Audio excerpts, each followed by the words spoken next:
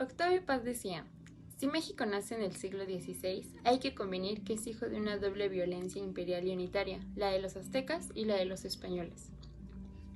El continente americano, aún no definido así, pero sí definido como Nuevo Mundo, nace el 13 de agosto de 1521.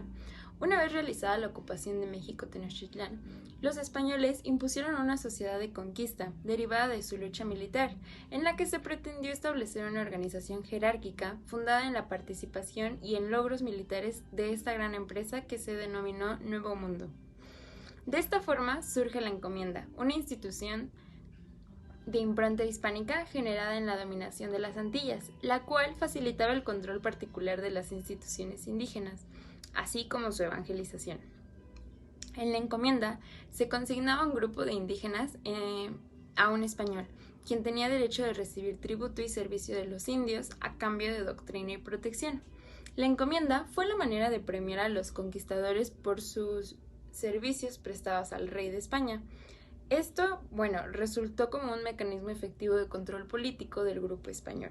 La estructura del gobierno de la Nueva España era encabezada por el rey de España, quien era la máxima autoridad y estaba representada por el virrey, tales como gobierno, que era la administración civil, la militar, la eclesiástica, la de hacienda y la de justicia. Cada una de ellas tuvo su propia jurisdicción, no siempre equivalentes y a veces bastante diferentes, que, exceptuando la eclesiástica, se ejercía en 3 niveles: el del virreinato con las audiencias, el de provincias o distritos con los corregimientos y a nivel local con los cabildos españoles e indígenas. Yo les voy a hablar sobre el derecho indiano. El derecho indiano es el conjunto de normas jurídicas aplicables en las Indias, o sea, en los territorios de América, Asia y Oceanía dominados por España. En él se comprendían las normas creadas especialmente para las Indias, llamado derecho indiano propiamente o derecho municipal, el derecho castellano, utilizado a falta de disposiciones oficiales, y el derecho indígena propio de los aborígenes.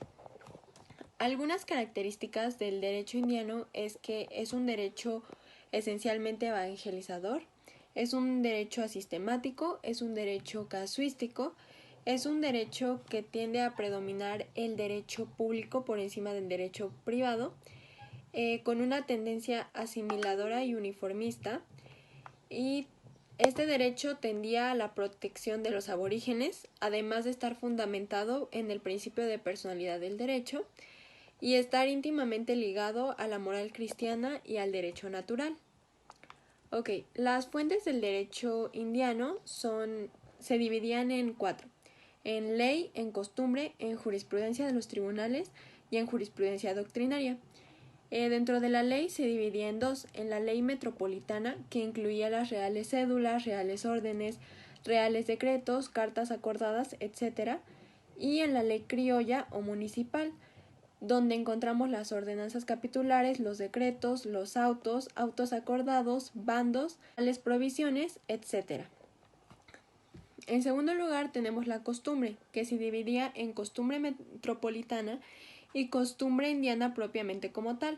Esta última se divide en costumbre indígena y costumbre criolla. En jurisprudencia de los tribunales tenemos las divisiones de jurisprudencia metropolitana y jurisprudencia criolla, y en jurisprudencia doctrinaria tenemos la literatura jurídica metropolitana y la literatura jurídica criolla. El derecho castellano en las Indias es supletorio del derecho indiano propiamente tal o municipal, y que se aplica de acuerdo con el orden de apelación establecido por las leyes de Toro de 1505, reproducidas en la recopilación de las leyes de Castilla o la nueva recopilación de 1567. Consecuentemente, el orden en que el derecho castellano legislado se aplicaría hacia 1810 es el siguiente: la nuevísima recopilación de leyes de España de 1805, la nueva recopilación de Felipe II de 1567, las ordenanzas reales de Castilla u ordenamiento de Montalvo de 1484, el ordenamiento de Alcalá de 1348, y por último el Código de las 7 Partidas de Alfonso X, elaborado a mediados del siglo XIII y promulgado en 1348. Se conoce como literatura jurídica indiana al conjunto de obras doctrinales que sirvieron para elaborar, interpretar o comentar la legislación promulgada por España con el fin de gobernar sus dominios americanos. Clasificar la doctrina indiana es una cuestión compleja, pero una clasificación general que atiende a la valoración intrínseca de las obras divide la doctrina en mayor y menor. Otra clasificación más completa y profunda, que atiende a la temática y al fin perseguido, fue llevada a cabo por Alfonso García Gallo, y en ella el destacado indianista divide la doctrina en dos ramas, que son aquella que analiza y estudia científicamente las normas promulgadas y la otra es aquella que analiza o interpreta el derecho indiano. En 1635, Antonio de León Pinelo entregó al Consejo de Indias una recopilación que contenía 7.308 leyes, principalmente reales cédulas, que habían sido elegidas de las numerosas cédulas que la corona castellana había dictado para el buen funcionamiento del Nuevo Mundo. Pero fue hasta 1680 que, después de múltiples discusiones, revisiones y aún incorporándole más disposiciones, fue promulgado por Carlos II para regir en todos los dominios de ultramar de la corona castellana, con el nombre de Recopilación de Leyes de los Reinos de las Indias. Gracias. Yo les voy a hablar de los principios rectores de la administración indiana.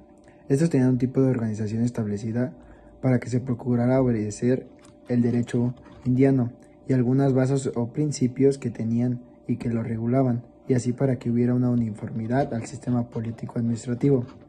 Primero está la acumulación de competencias. En esto es una acumulación porque todos los poderes que vendría siendo la guerra, justicia, hacienda y gobierno recaían sobre una sola persona, que era el Papa. En el gobierno solamente se encargaba de que todos los pueblos de los españoles y los indios estuvieran en paz y todos tuvieran justicia. La justicia era de que hubiera una ley uniforme y se implicara la justicia bien hacia todos. En esta se dividía en tres. Era la conmutativa, legal y distributiva. En la guerra tenía el poder de la milicia y de armas. Y en la hacienda, esta tenía la recepción de impuestos, conservación de fondos reales y su educada inversión de ellos. Después está la delegación de funciones. Aquí como tal no había una delegación, por lo mismo de que todo el poder recaía en el Papa, pero pues abajo de su poder había personas que él mandaba para que hicieran ciertas tareas o ciertos trabajos. Después está el derecho de queja. En este consistía de que las personas a propia voz dieran su inconformidad que tenían hacia algunas personas de cómo estaban haciendo caer su poder sobre el pueblo. Y suplicación de leyes, que se encargaba de derogar o modificar un texto de una disposición contraria al derecho o razón. Después tenemos en la venta de oficios. Esta es una práctica usual, que era vender como un cargo, pero tenía ciertos aspectos, los cuales eran que la venta se tenía que hacer por parte de la corona, de modo de que se obtuviera beneficio hacia ella. Otro punto es, por lo mismo, la venta de un oficio se realizaba en subasta pública y previo pregón para convocar a los interesados. Otro es, no se incluía encargos que implicaran jurisdicción. Otro, se podían comprar un cargo y luego renunciar a él en favor de otra persona, siempre y cuando se pagaran los derechos respectivos a la corona. Otro es, se vendía un cargo a la persona que cumpliera el perfil y los requisitos que se pedían para el cargo. Otro es, dependiendo del cargo se podía vender por una vida o perpetuidad. También otro punto es que los cargos no se podían vender a los indios. Otro punto es que el comprador debería pagar el impuesto, que consistía de medio año de sueldo. Se le denominaba medianata.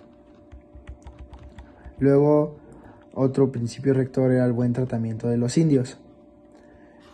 Como su nombre lo dice, era de que no se sobreexplotaran a los indios y se tratara por iguales. Y por último tenemos el principio y control de supervisión. Fue una película muy constante porque por parte de la corona esta función los tenía todos muy limitados y vigilados para que todos estuvieran ejerciendo sus funciones bien y que nadie quisiera tener más poder de nadie. Así que tenían algo llamado contrapesos, de que cada puesto dependía de otro para que todos se mantenieran parejos y nadie se quisiera sobrepasar y tener más poder. El gobierno temporal y el gobierno espiritual. El patronato de la Iglesia de Indias. El derecho al real patronato fue la piedra angular en la cual la monarquía española construyó sus sistemas de gobierno. Fue utilizado por estas monarquías como una herramienta que en la práctica se usó para dominar, excluir y defenderse de cualquier amago de intervención extraña en sus reinos. En esencia, el derecho a patronato consistió en la prerrogativa real de presentación ante el Papa de los candidatos a ocupar cargos eclesiásticos, obispos, canónigos o párrocos, a cambio de lo cual los monarcas adquirían la obligación para construir iglesias, dotarlas y también proveer misioneros que, a su coste, estuvieran dispuestos a evangelizar a los indígenas de las regiones recién descubiertas. La evangelización en la Nueva España. La evangelización en la Nueva España fue un proceso histórico que implicó, mediante la predicación, enseñanza e implantación de la fe católica, la transmisión de la cultura occidental. En el caso de la Nueva España, la enseñanza de la religión fue una necesidad primordial al tener enormes núcleos de población en Mesoamérica, con un grado avanzado de desarrollo religioso, así como estados teocráticos, y prácticas opuestas a principios religiosos occidentales como el sacrificio humano y la poligamia. Millones de indígenas tenían que ser adoctrinados en el catolicismo por la monarquía hispánica para 3 fines fundamentales: la salvación eterna, el credo católico y su integración a los usos occidentales. La jurisdicción eclesiástica. En cuestión de la jurisdicción eclesiástica, el juez tenía un amplio margen para imponer su criterio, sobre todo en materia penal, ya que algunas instituciones y penas provenían desde la Edad Media y desde luego no debían aplicarse con la severidad que implicaban. Es de notarse que había una tendencia a no fundamentar las sentencias, contrario a lo que ahora se ordena constitucionalmente. Por esa razón tenía suma importancia el criterio interpretativo del juzgador. El rey. El rey era la máxima autoridad, era fuente de toda potestad y jurisdicción. A su potestad quedaba conferir dignidades y cargos, acuñar moneda, asignar minas en explotación, convocar a la guerra y pactar la paz. El poder real era limitado por el derecho positivo, a través de las leyes y de las costumbres que se entremezclaban con la moral y la fe.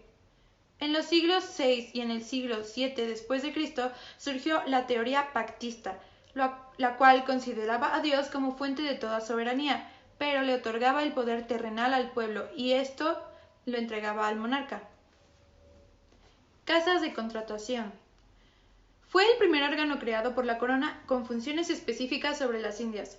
Quedó establecida el 20 de enero de 1503 por la Real Cédula de Isabel Católica. Se le radicó en Sevilla por ser un puerto fluvial y era adecuado en contra de ataques de piratería. Su principal función era regular el comercio entre las Indias y España, por lo que actuaba como una especie de aduana. Almacenaba, vendía y en ella se encontraban los fletes y mercancías que se embarcaban a las Indias. La misma casa designaba a los capitanes y escribanos de las expediciones mercantiles. Real y Supremo Consejo de Indias.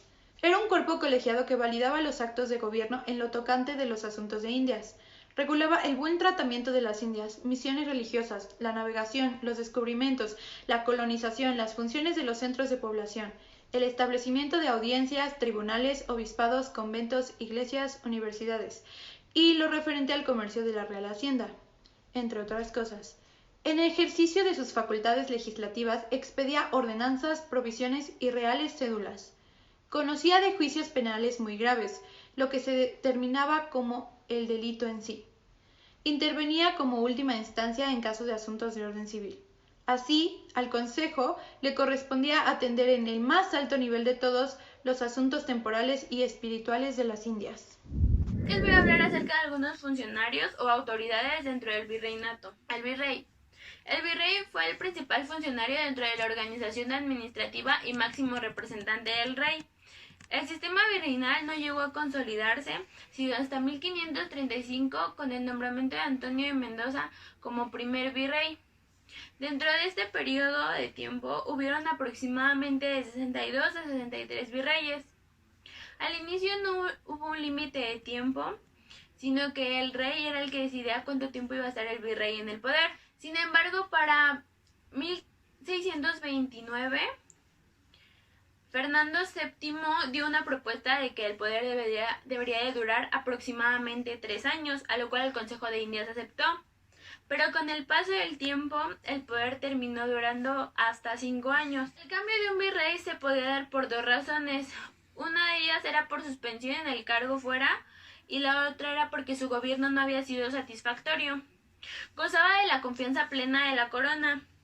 Sin embargo, con el tiempo se le fueron disminuyendo sus acciones, su actuar y su conducta a través de la Real Audiencia, las visitas y los juicios de residencia. Al reducirse las conductas y el actuar del virrey, terminó con los cargos de gobernador, presidente de la audiencia, capitán general, superintendente de la Real Hacienda y vicepatrono de la Iglesia Novohispana.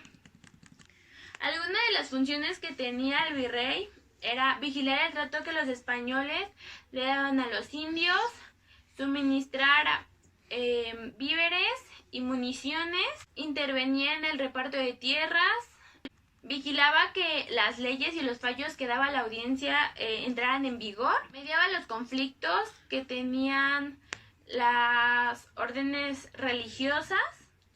Ahora, acerca del presidente gobernador. El presidente gobernador era muy similar al virrey, sin embargo, a este era considerado más como un capitán general, y de ellos dependía el gobernador. La Real Audiencia. La Real Audiencia fue un órgano de mayor importancia. El 29 de noviembre de 1527, para sustituir el poder de Hernán Cortés, se creó la Audiencia de México.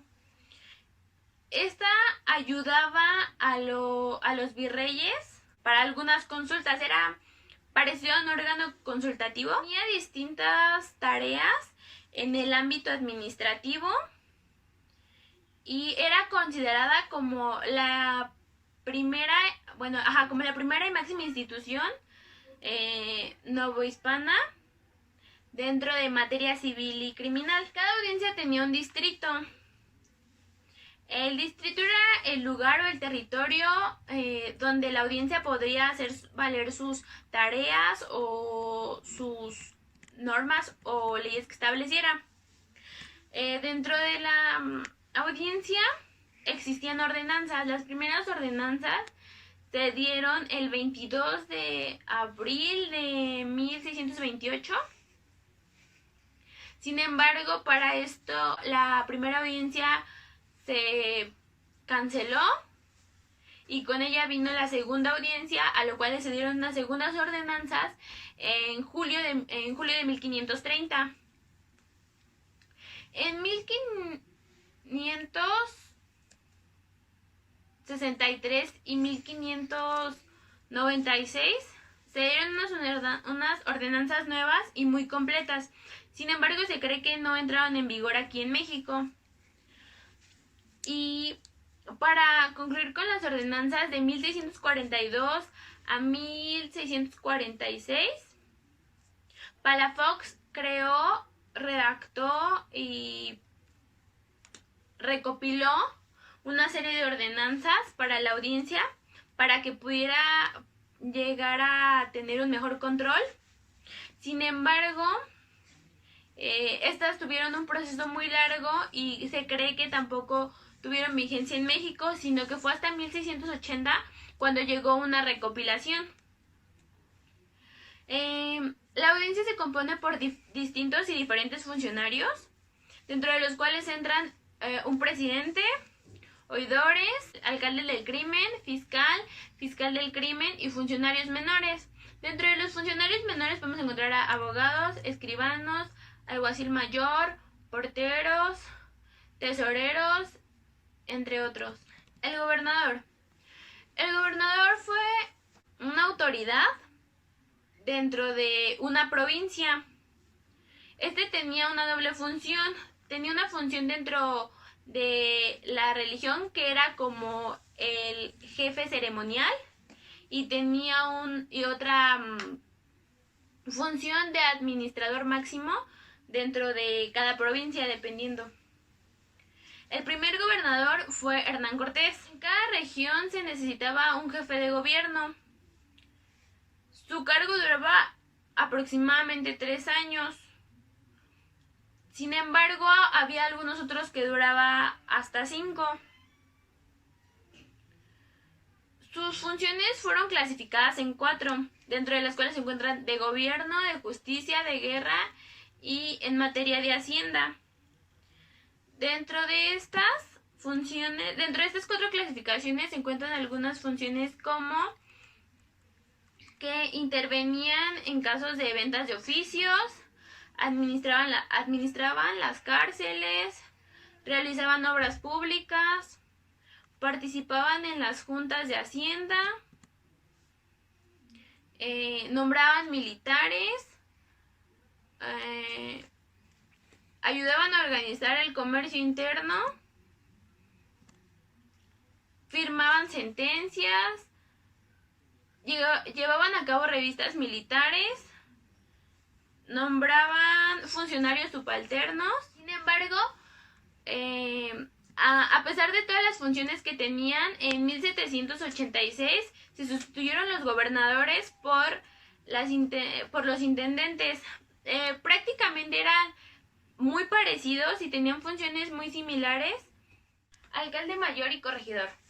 El alcalde mayor es el encargado de la administración de justicia dentro del territorio que dependía del rey, principalmente en puertos y posteriormente en las minas. Eran fundamentalmente jueces e intervenían en asuntos de la iglesia. Por esta situación tenían muchos conflictos con los frailes y con los párrocos. El puesto se obtenía por 1 año, sin embargo podías pedir una prórroga. Posteriormente se extendió el periodo o el lapso de tiempo que se podía tener de este poder a 2 años. También había derecho a prórroga y hubo quienes se quedaron en el poder para siempre, o sea, era como un puesto perpetuo. El corregidor, estos fueron introducidos a la península ibérica por los reyes católicos. Su función también era judicial. Estos tenían la función más, o se basaban más a la idea de mediar conflictos. Ambos poderes o ambos funcionarios soldaban los lazos que se tenían entre la corona y la parte de la nobleza y los grupos mercantiles.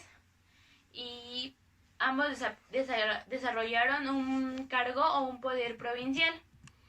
En los primeros 150 años el nombramiento de estos cargos era otorgado por el virrey. Sin embargo, el rey posteriormente cambió su decisión y el que tomaba las decisiones tiempo después fue el Consejo de Indias.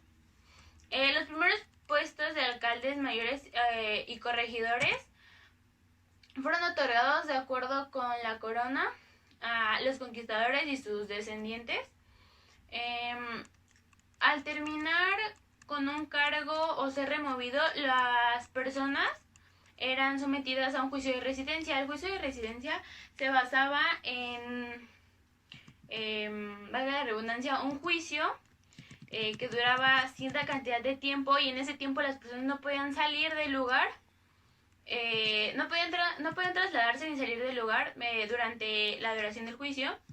Este ayudaba a ver cómo había sido su gobierno, si el poder, o si mientras tuvieron el poder fue un gobierno satisfactorio o hubo alguna regla que incumplieron o algo que hicieron mal. Sin embargo, al ver que había abuso y corrupción de los alcaldes mayores y los corregidores, se suspendieron, bueno, los cargos fueron suprimidos y posteriormente fueron sustituidos por subdelegados y por tenientes de subdelegados. Hola, yo soy Daniel y presentaré el tema 5.9 y 5.10. Empezamos por el tema del gobierno local, con la idea principal de que el primer órgano de gobierno que se instauró en la Nueva España es el llamado cabildo o ayuntamiento. Concebimos este como un órgano formado por cargos y oficios de materia legislativa, administrativa y judicial. Podemos rescatar dos tipos de cabildos sobre los que había: el cabildo de indios y el cabildo de españoles. Para el cabildo de indios tenemos que, bueno, en la mayoría del territorio, bueno, en algunas partes del territorio todavía no se aceptaba por completo la autoridad de los españoles, así que para aprovechar el trabajo de los indios se decidió poner un ayuntamiento, pero que lo rigieran los mismos indios. Para este cabildo tenemos las atribuciones de que en apoyo a la conquista tenían que recaudar impuestos y, bueno, tributo a los españoles, y tenían que distribuir la mano de obra para obras públicas y cooperar con la evangelización. Y en apoyo a su comunidad tenían que ayudar a la planeación de caminos, a combatir el alcoholismo, entre otras cosas. Ahora, pasando al punto del cabildo de los españoles, tenemos que estos se ocupaban de administrar la justicia y ordenar lo que era necesario para el bien de la comunidad colectiva. Para las atribuciones de este cabildo tenemos que dos: la administrativa, que se basaba en ocupar la mano de obra de los indios para obras públicas como alumbrado, agua, la vigilancia de los mercados o la plantación de árboles, entre otras cosas. Y la legislativa, en las leyes que establecían de manera local y se regulaban diversos aspectos de la vida diaria. Ahora pasamos al tema la aplicación de justicia. Bueno, en este tema vamos a ver dos tipos de jurisdicciones: la jurisdicción ordinaria y la jurisdicción especial. Esto dependía de el fuero que tú poseyeras en la Nueva España. Se juzgaba según los beneficios que tenías o a los tribunales a donde pertenecías, concibiendo como dos tipos de jurisdicciones, dos tipos de tribunales también: el ordinario y el especial. Dentro de los ordinarios tenemos el Real y Supremo Consejo de las Indias, las Reales Audiencias, los alcaldes mayores o corregidores, los cabildos españoles e indígenas, que fue el tema anterior, y los alcaldes ordinarios. Y como segundo punto tenemos los tribunales especiales. Estos eran los que eran los de los que hablamos cuando empezamos a concebir que tenemos beneficios o tenemos fuero. Estos se conformaban por el consulado, que, bueno, para explicarlo, para explicar estos puntos me guiaré por los beneficios o los tribunales a los que pertenecías, y los voy a explicar brevemente para no hacer muy largo el video. El primero de estas jurisdicciones especiales es el consulado. Este se concibe como si pertenecías a alguna agrupación grande de comerciantes, tenías el beneficio del consulado. Como segundo punto tenemos el protomedicato. En la Nueva España se exige a quienes ejercían la medicina hacer un examen, y una vez que se pasaba ese examen se tenía el beneficio de tener la jurisdicción del protomedicato en un tribunal especial, claramente. Como tercer punto tenemos al Tribunal del Santo Oficio, que se encargaba de perseguir la herejía y lo que iba en contra de la fe.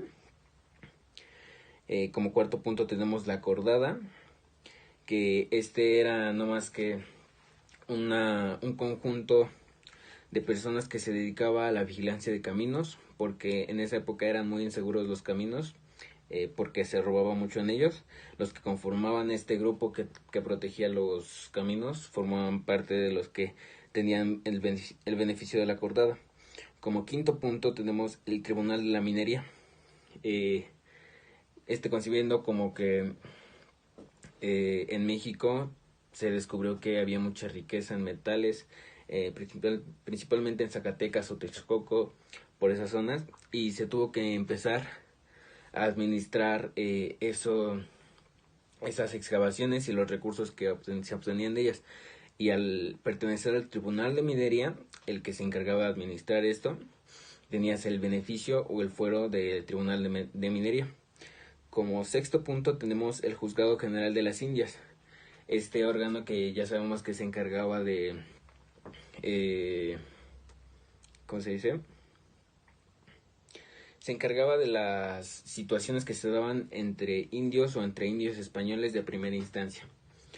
Después de esto tenemos el Tribunal de la Real Hacienda y Cuentas, y el Tribunal de las Cuentas, que era pues el que se encargaba de